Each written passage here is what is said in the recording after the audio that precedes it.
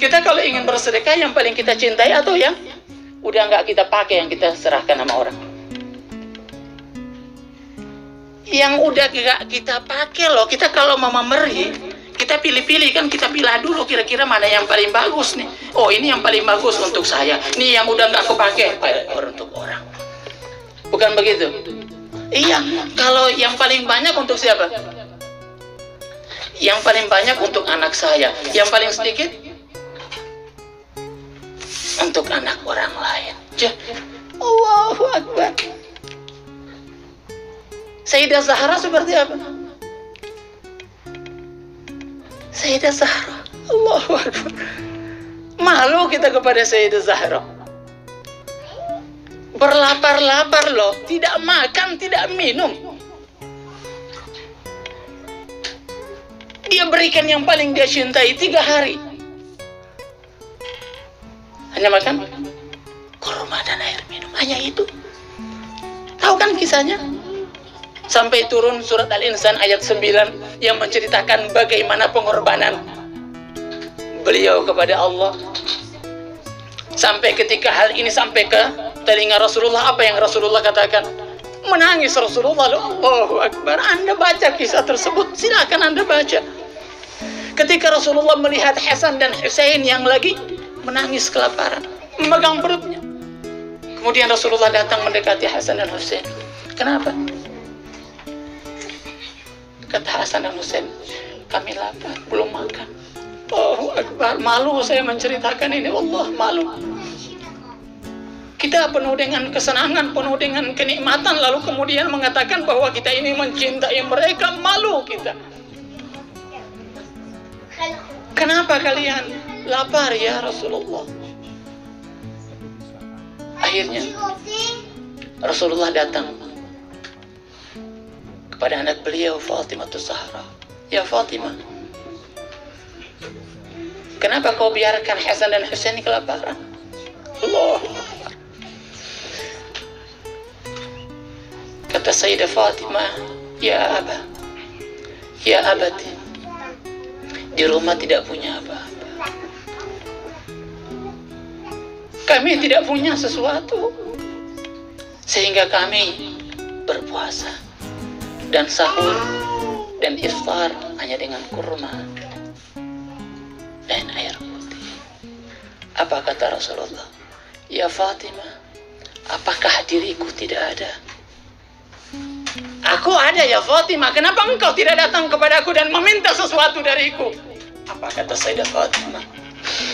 Ya abati, aku malu kepada Allah untuk meminta sesuatu darimu, sedangkan Allah melihatku. Aku malu mengadu kepada Allah. Ini tanda cinta loh.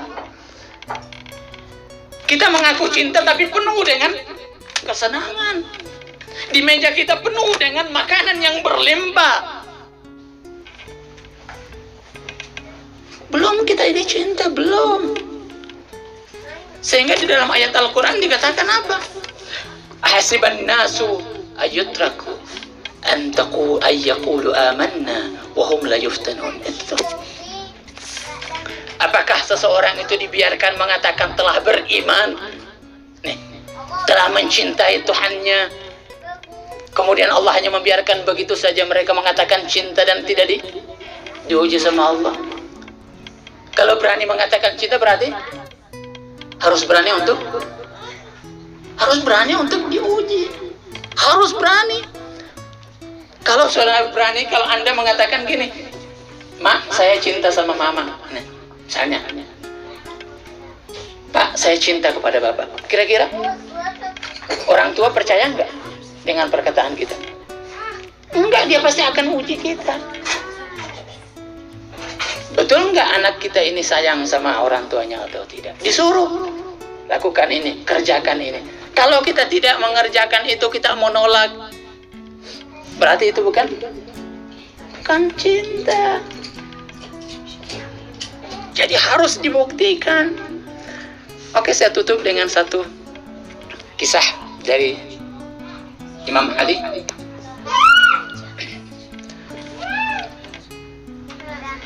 berhubungan dengan pembuktian cinta, ya, pembuktian kasih sayang Allah.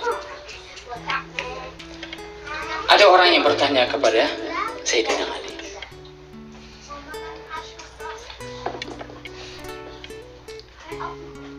bagaimana mengetahui cinta seseorang? Ketika orang mengatakan bahwa si fulan ini sayang sama kita, cinta sama kita, kata Sayyidina Ali, jangan engkau percaya dengan apa yang dikatakan oleh seseorang sampai engkau menguji cintanya dia. Seperti apa ya Sayyidina Ali? Maki orang itu, tempeleng orang itu, pukul orang itu, campakkan orang itu. Kalau dia masih terus datang kepadamu, terus mendekati dirimu, dan tidak pernah memaki dirimu dan membenci dirimu, maka dia benar-benar cinta kepada kita. Makanya Allah pun begitu. Allah berikan kita derita, Allah berikan kita masalah, Allah berikan kita susah. Kalau kita masih terus datang kepada Allah, tidak berubah, terus kita memuji Allah, terus kita berterima kasih sama Allah, terus kita bersyukur kepada Allah, tidak pernah berubah sedikit pun, berarti itu kita cinta sama Allah. Jadi semua ujian, semua bentuk-bentuk masalah yang hadir dalam kehidupan kita tidak lain adalah bentuk Allah ingin mengetahui seberapa besar cinta kita kepada Allah.